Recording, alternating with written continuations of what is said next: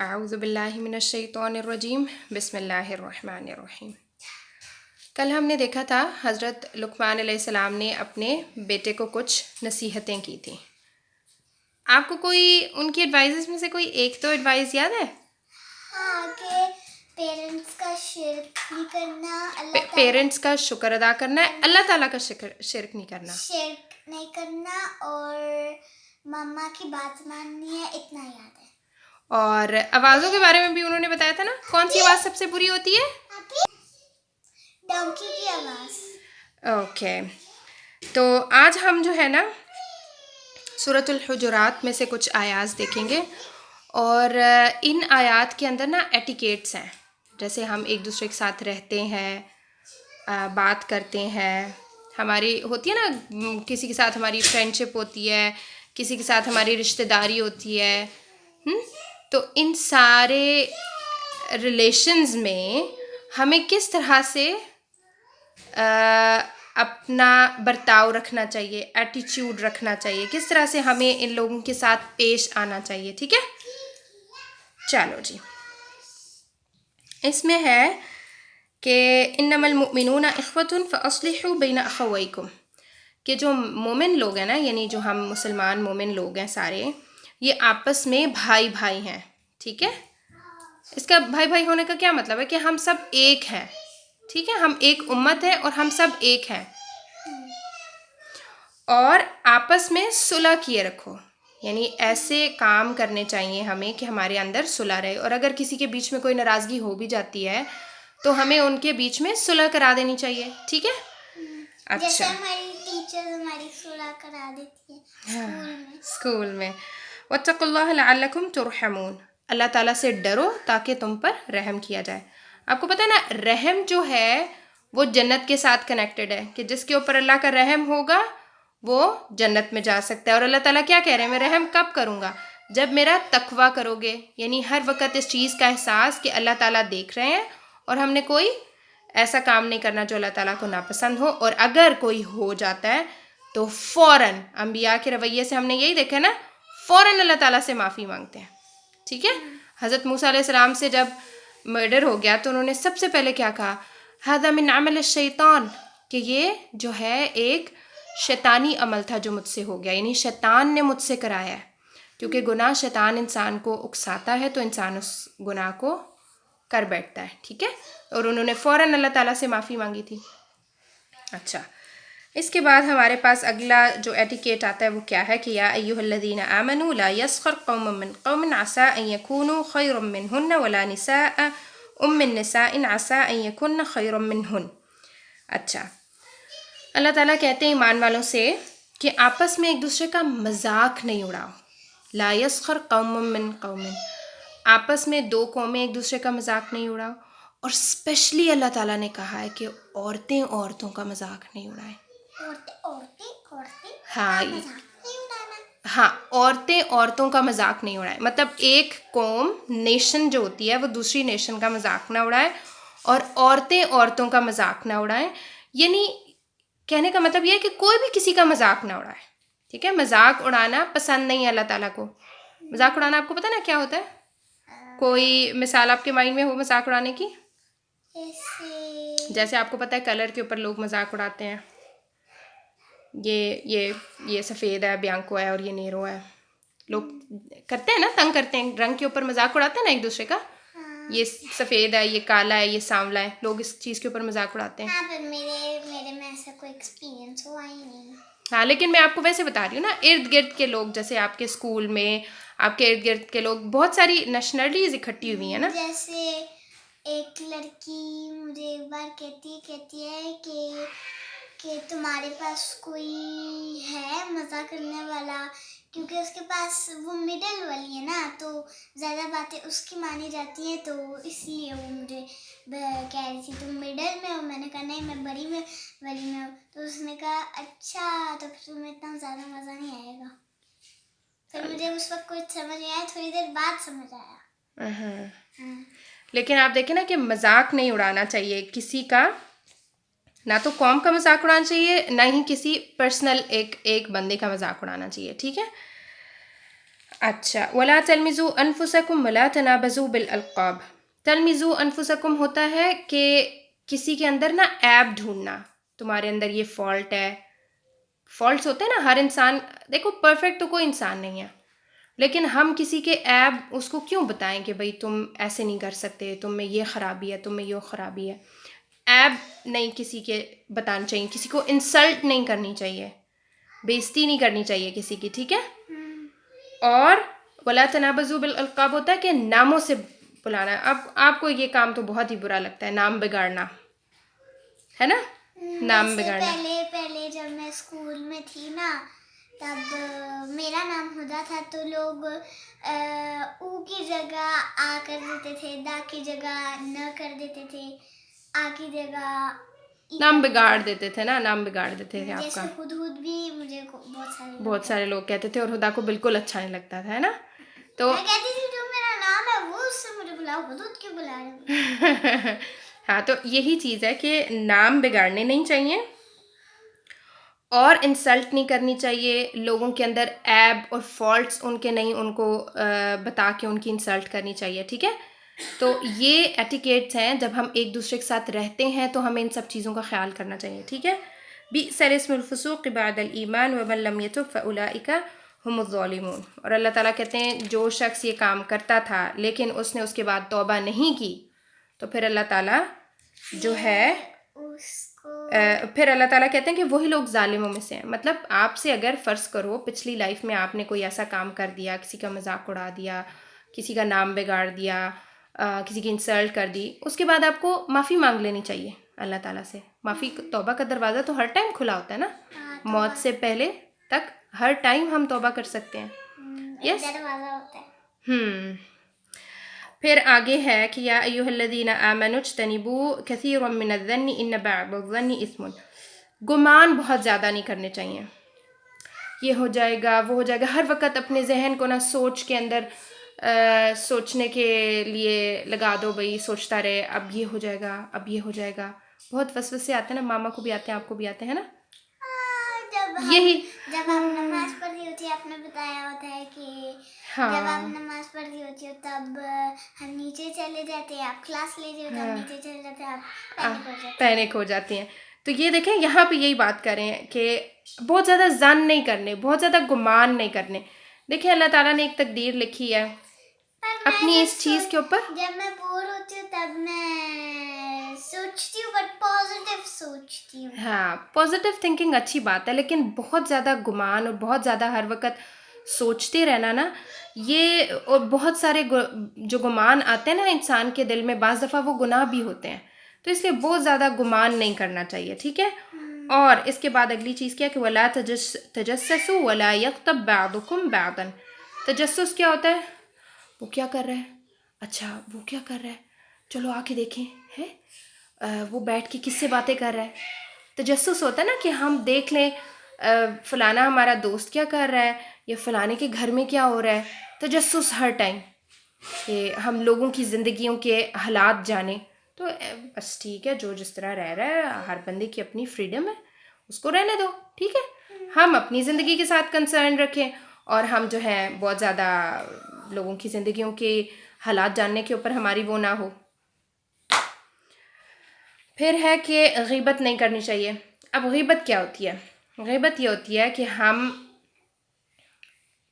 کسی third person کا ذکر کرتے ہیں، یعنی میں اور آپ بیٹھے ہوئے ہیں اور کسی تھرڈ پرسن کا ذکر کر رہے ہیں، لیکن ذکر ہم ایسا کر رہے ہیں کہ اگر اس کو پتہ لگے تو اس کو برا لگے گا، یعنی اس کی کسی برائی کو ہم ذکر کر رہے ہیں، ٹھیک ہے. اور یہ جو ہے نا یہ بہت ہی بڑا گناہ ہے، زیادہ تر لوگ کرتے ہیں، ہم سے بھی ہو جاتا ہے، اور یہ بہت بڑا گناہ ہے. یہ ایسا ہے جیسے انسان نا اپنے بھائی کا گوشت کھائے، ٹھیک ہے. ہاں، ان یأکل لحم اخیہ میتا فکرہتموہ، یعنی جیسے کوئی ڈیڈ باڈی ہو اور ہم اس کا گوشت کھا رہے ہوں، ایسا ہی ہے غیبت کرنا. ہاں دیکھا نا، اللہ تعالیٰ دیکھیں، اللہ تعالیٰ جو ایک چیز ہم دیکھ سکتے ہیں، فزیکلی محسوس کر سکتے ہیں، اس سے ہمیں مثال دے کے سمجھا رہے ہیں کہ غیبت اتنی بری ہے جتنی آپ کسی مردہ بھائی کا گوشت کھائیں، ٹھیک ہے. ہے نا, گندا لگتا ہے نا. تو جیسے بالکل یہاں پہ یہ لوگ کریبس کھاتے ہیں, مچھلی. بیٹا یہ تو سی فوڈ ہے نا, سی فوڈ بھی کسی حد تک سی فوڈ جو ہے وہ ہم مسلمز بھی کھاتے ہیں, لیکن جو انسان ہے وہ تو نہیں ہم کھاتے نا. ہاں, تو مردہ بھائی کا گوشت کھانا از ایکول ٹو غیبت, ٹھیک ہے, جیسے ہم کرتے ہیں 2+2=4 ہے, تو مردہ بھائی کا گوشت جو ہے وہ غیبت کے ایکول ہے. اوکے, کہ پھر آپ کو 4 گناہ ملیں گے. مطلب صرف دیکھیں نا, ایک چیز ہم عام لائف میں کرتے ہی نہیں ہیں, ہم گوشت نہیں کھاتے انسانوں کا, تو ہمیں جب اس سے ایک چیز کی مثال دی گئی ہے تو ہمیں بتایا گیا کہ یہ بہت گندا گناہ ہے, بہت برا گناہ ہے, ٹھیک ہے, اس کی شدت بتائی جا رہی ہے. ہم لوگ بکرا کی گوشت کھاتے ہیں اس کو ذبح کر پر کے, اس سے پہلے ہم لوگ اللہ تعالیٰ کا نام لے کے اس پہ پھونکتے ہیں. ہاں, اللہ اکبر کر کے, تکبیر کر کے کرتے ہیں. اوکے, واتقوا اللہ ان اللہ تواب الرحیم. اب اللہ تعالیٰ دیکھیں ہر بات کے اینڈ میں کہہ رہے ہیں اللہ تعالیٰ سے ڈرو, اور اللہ تعالیٰ توبہ کرنے والوں کے اوپر, تو اللہ تعالیٰ ان اللہ تواب الرحیم, کہ اللہ تعالیٰ توبہ قبول بھی کرتا ہے اور رحم بھی کرتا ہے. ہر اگر ہو گیا ہے کوئی بات نہیں, توبہ کر لو, ہو گیا ہے کوئی بات نہیں, توبہ کر لو. آپ کو حدیث یاد ہے نا کہ انسان اگر اتنے گناہ کرے کہ زمین سے آسمان تک ساری جگہ گناہوں سے بھر دے, کرتا رہے, پر صرف توبہ کر لے سچے دل سے کہ میں واپس یہ کام نہیں کروں گا, تو اللہ تعالیٰ سب کچھ اریز کر دیتے ہیں, سب کچھ مٹا دیتے ہیں. ٹھیک ہے, بکرے کی چیز سے یاد ہے, پاکستان میں ہمارا جو گھر ہے اس میں پاپا بکرے کو نہلانے لے کے جائے, اس نے پوری جگہ پوٹی کر دی اور پھر ماما بیچاری کو صاف کرنا پڑا. اوکے, یا ایھا الناس انا خلقناکم من ذکر وانثی وجعلناکم شعوبا وقبائل لتعارفوا. اب یہاں پر کیا کہہ رہے ہیں اللہ تعالیٰ, کہ اے لوگوں میں نے تم لوگوں کو پیدا کیا, کسی کو لڑکی پیدا کیا, کسی کو لڑکا پیدا کیا, ٹھیک ہے, جیسے ہم لڑکا اور آپ لڑکی ہیں, اور میں نے قبیلوں میں اور گروپس میں ڈیوائڈ کر دیا ہے. دیکھیں ہے نا, کوئی پاکستانی ہے, کوئی انڈین ہے, کوئی اٹالین ہے, کوئی کسی کنٹری کا ہے. پھر اس کے بعد کاسٹس ہوتی ہیں ہماری جو کنیوں میں ہوتے ہیں نا, یہ کاسٹس ہوتی ہیں, کوئی ملک ہوتا ہے, ہے نا, ہاں, کوئی ہوتے ہیں نا بنوتی ہوتے ہیں, بہت سارے ہمارے کنیوں میں ہے نا. تو ہماری یہ ساری کاسٹ ہے, ہمارے گروپ سمجھ لیں آپ, یہ اللہ تعالیٰ نے ہمارے بنائے. یہ سب چیزیں پہچان کے لیے, یہ نہیں کہ یہ کاسٹ ہے تو یہ بہت اچھی کاسٹ ہے. آپ کو پتہ ہے لوگوں کے بیچ میں کنسیپٹ ہے, نہیں پتہ نا آپ کو, لوگ کاسٹ سے لوگوں کو رسپیکٹ اور ڈس رسپیکٹ کرتے ہیں. کوئی کاسٹ, اسپیشلی ہمارے جو انڈو پاک کا ایریا ہے نا, یہاں پر جو کچھ ایسی کاسٹس ہوتی ہیں جن کو لوگ بلاتے ہیں اور ان کو ڈس رسپیکٹفلی بلاتے ہیں. تو اللہ تعالیٰ نے ہر انسان کو گنڈے ہوتے ہیں موویز میں, گنڈے کہتے ہیں ادھر آ. نہیں, غنڈے تو بیٹا وہ کاسٹ تو نہیں ہوتی نا, وہ تو ایسا گروپ ہوتا ہے جو لوگوں کو تنگ کرتا ہے, مارتا ہے, وہ تو نگیٹو کام کر رہے ہوتے ہیں. کاسٹ یہ ہوتی ہے کہ جیسے آپ دیکھیں, جیسے ہم ملک ہیں نا, اسی طرح کوئی لوگ چودھری ہوتے ہیں, اسی طرح کوئی لوگ جٹ ہوتے ہیں. ہاں, یہ کاسٹ ہوتی ہے, ٹھیک ہے. آپ کے اسکول میں بھی جو آپ کے نام کے آگے جو آپ کی کمپنی ہے ان کے ناموں کے آگے جو لگا ہوا ہوتا ہے وہ ان کی کاسٹ ہوتی ہے. ہاں, جیسے ہاں, یہ کاسٹ ہوتی ہیں, یہ ایک آ رہی ہوتی ہے, ایک نسل آ رہی ہوتی ہے, ٹھیک ہے, جو سارے لوگ اس کاسٹ سے بلونگ کرتے ہیں. تو پاکستان میں, انڈو پاک میں کچھ ایسے کاسٹ ہیں جو کہتے ہیں ہاں جی ہم چودھری ہیں, مطلب ہم بہت بڑے ہیں, ٹھیک ہے. چودھری, اور آپ کو پتہ میں بھی آتے ہیں کنیوں میں چودھری, ہاں, اسی طرح آپ کو پتہ ہے کہ پاکستان میں کچھ ایسی کاسٹس ہیں جن کو اچھا نہیں سمجھا جاتا اور ان کو ڈس رسپیکٹ کرتے ہیں. تو اللہ تعالیٰ یہاں کہہ رہے ہیں میں نے یہ سب چیزیں اس لیے بنایا کہ تم لوگوں کا ایک انٹروڈکشن ہو, ٹھیک ہے, آپ کے صرف ایک تعارف کا ذریعہ, آپ کو انٹروڈیوس کراتا ہے صرف آپ کا جو آپ کی کاسٹ ہے, اس کے علاوہ یہ کچھ نہیں ہے. آگے اللہ تعالیٰ کیا کہتے ہیں, ان اکرمکم عند اللہ اتقاکم, اللہ کے نزدیک بہتر وہ ہے جو تقوی والا ہے, چاہے وہ ملک ہو چاہے وہ نہ ہو, چاہے وہ کسی ایسی کاسٹ سے تعلق رکھتا ہو جس کو لوگ پسند نہیں کرتے, جس کو لوگ انسلٹ دیتے ہیں, لیکن اگر وہ متقی ہے تو اللہ کے نزدیک وہ بہت اچھا ہوگا. اب آپ کو میں اس کی مثال دیتی ہوں. آپ صلی اللہ علیہ وسلم کی سیرہ ہم نے پڑھی ہے, اس میں آپ کو یاد ہے نا ایک بلال حبشی ہیں, بلال حبشی جو کہ غلام تھے, ٹھیک ہے, جن کا جو مالک تھا وہ ان کے اوپر کتنا ظلم کرتا تھا کہ ان کو گرمی میں لٹا دیتا تھا فرش پہ پتھر رکھتا اور وہاں پہ بہت سخت قسم کی گرمی ہوتی تھی. تو اب آپ دیکھیں کہ بچوں کے لیے وہ تو تھوڑا لکی ہوتا تھا کیونکہ بچے پھر پانی کے ساتھ کھیل بھی سکتے تھے زیادہ تر. ہاں, لیکن آپ دیکھیں کہ ان کے اوپر ظلم ہوتا تھا.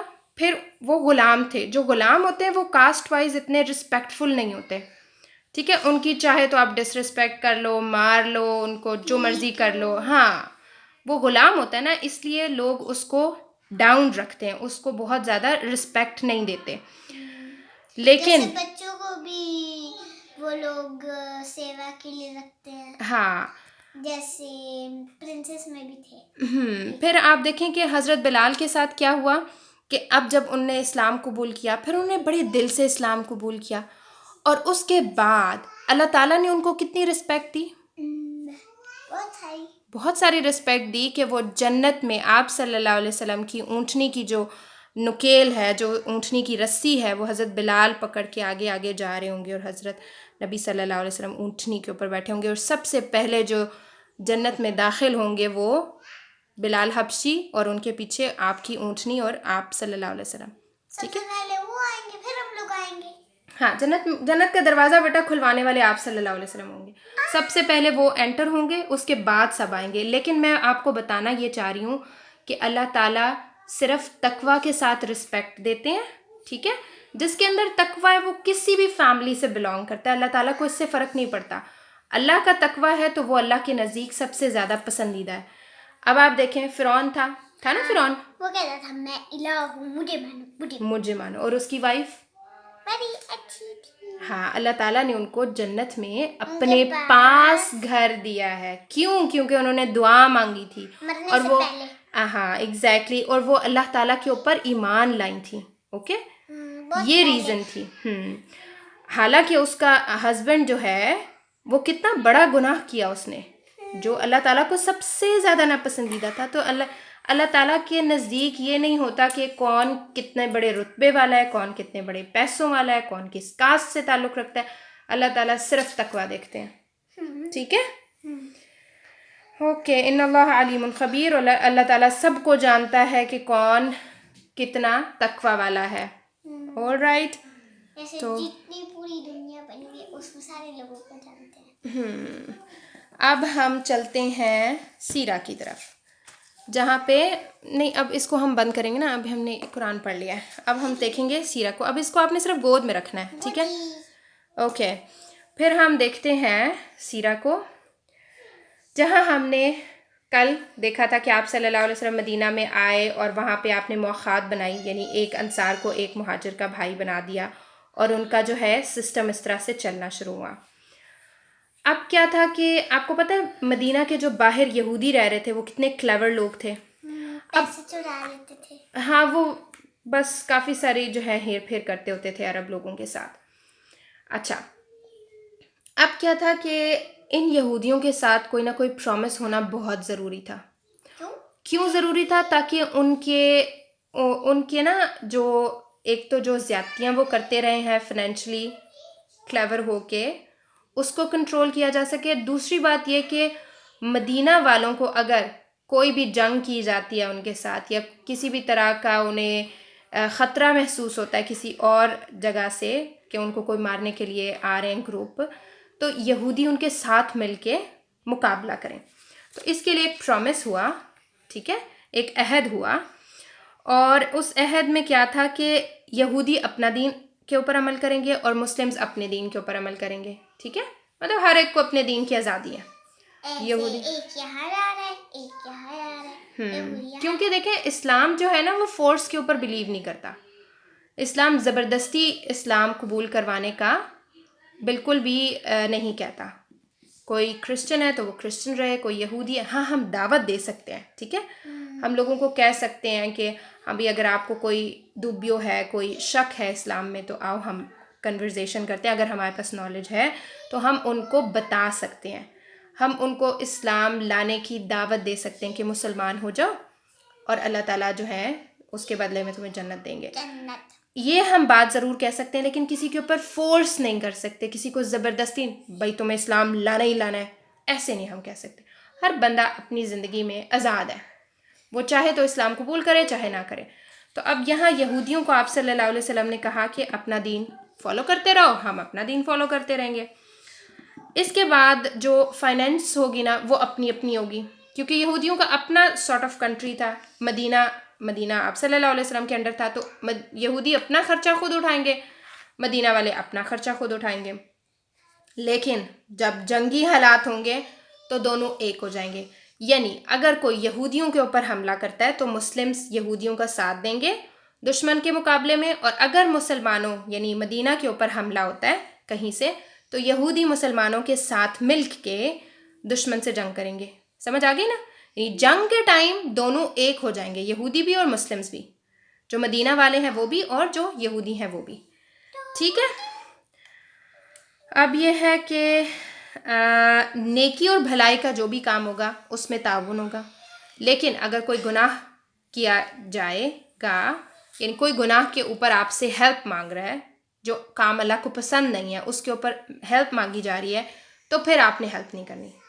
اس کا مطلب ہے کہ آپ نے ہیلپ کرنی ہے جب نیکی ہو رہی ہوگی, جو کام اللہ کو پسند ہے اس میں ہیلپ کی جائے گی, جو اللہ کو پسند نہیں ہے اس میں ہیلپ نہیں کی جائے گی.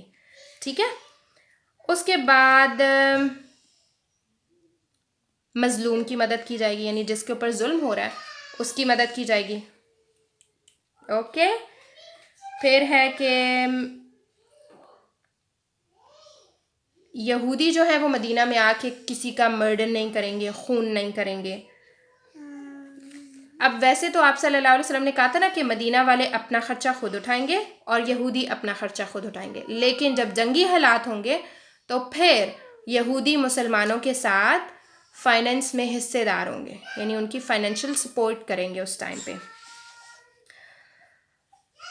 اور اگر فرض کرو کوئی ایسا جھگڑا ہو جاتا ہے جس میں سمجھ نہیں آ رہی کہ ہم کیا کریں, یعنی جھگڑا حل نہیں ہو رہا, لڑائی میں سمجھ نہیں آ رہی کہ ہم کیا فیصلہ کریں, تو پھر فیصلے کے لیے اللہ اور رسول کی طرف رجوع کیا جائے گا. اوکے. اس میں یہ ہے نا کہ دیکھیں یہودیوں کے پاس اپنی کتاب اور اپنی وہ ہے نا تعلیمات ہیں جو ان کو حضرت موسیٰ علیہ السلام سے ملی, اور مسلمانوں کے پاس اللہ تعالیٰ کی طرف سے وحی آ رہی تھی. ابھی تک پوری وحی تو نہیں اتری تھی, لیکن آہستہ آہستہ قرآن بھی اتر رہا تھا, حدیث بھی آ رہی تھی, سب کچھ تھا, تو تعلیمات اپنی اپنی موجود تھیں. لیکن اگر کوئی ایسا معاملہ جس میں وہ سٹک ہو گیا, ہمیں سمجھ نہیں آ رہا ہے اس کا حل کیا ہوگا, تو اس صورت میں یہودیوں نے بھی اللہ اور نبی صلی اللہ علیہ وسلم کو فالو کرنا ہے. ٹھیک ہے.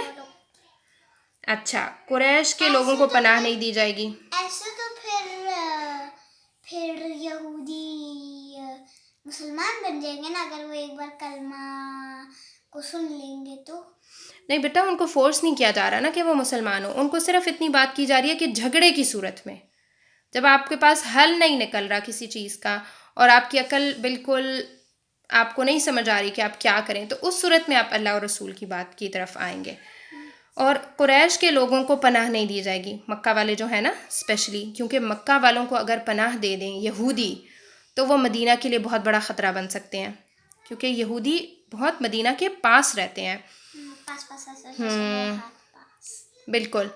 تو اچھا, اس کے بعد ہے کہ جنگ میں تعاون ہوگا, اور معاہدہ جو بھی ہوگا نا ظالم کی اور مظلوم کی آڑ نہیں بنے گا.